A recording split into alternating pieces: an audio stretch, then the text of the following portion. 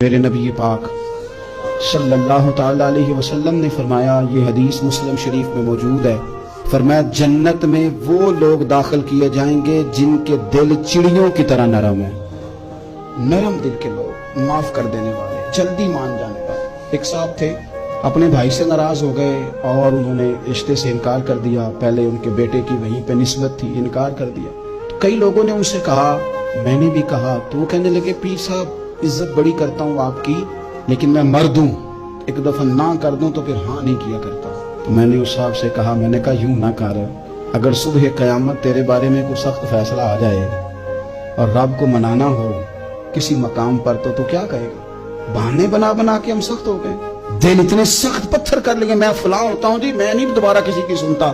اور خدا کے بندو، میرے نبی پاک علیہ السلام نے فرمایا، مومن تو اس طرح ہوتا ہے جس طرح اونٹ کے ناک میں نکیل ہوتی ہے، بٹھا دو تو بیٹھ گیا، اٹھ جاؤ تو اٹھ گیا۔ اور حضور نے فرمایا وہ لوگ جو بہت بد اخلاق ہیں، جھگڑالو ہیں، فسادی ہیں، سخت دل ہیں، وہ لوگ جنت میں نہیں جائیں گے۔ جو جھگڑے کرتے پھرتے ہیں، جھگڑالو لوگ ہیں۔ عزیز دوستو، اپنی زندگی کے اندر طبیعت میں نرمی، اگر طبیعت نرم ہو گئی نا جی، مزاج میں نرمی آ گئی، تو پھر آپ محسوس کریں گے کہ آپ معاف کرتے بھی جلدی ہیں اور معافی دیتے بھی جلدی ہیں۔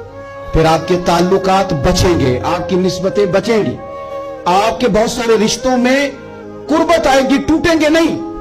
ایک تو دل نرم کریں، کسی شخص کے بارے میں دل میں کوئی بات ہے تو اسے معاف کریں اور معافی دیں۔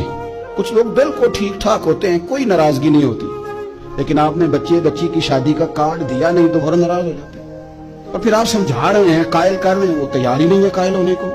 سنو، اور اس حدیث کو یاد رکھنا، نبی پاک صلی اللہ تعالی علیہ وسلم نے فرمایا، جس کے پاس اس کا بھائی عذر لایا، بھائی معافی مانگنے آیا اور پھر اس نے معاف نہ کیا، اللہ کے حبیب فرماتے میرے حوض کوثر پہ نہ آئے۔ تو سخت ہو کے بیٹھ گیا، تو کہتا ہے میرے سے پہلے سنے، میں آپ کو بتاؤں اس نے میرے ساتھ کیا کیا، اور ٹھہر جا۔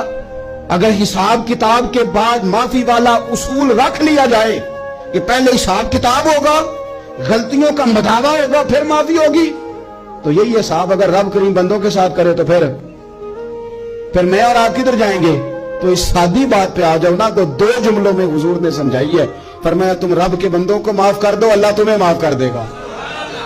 رمضان المبارک کے تشریف لانے سے پہلے اپنی طبیعت کے اندر ایسا ذوق لائیں، ایسی طبیعت لائیں کہ ہم نے معافی دینی بھی ہے اور معافی لینی بھی ہے۔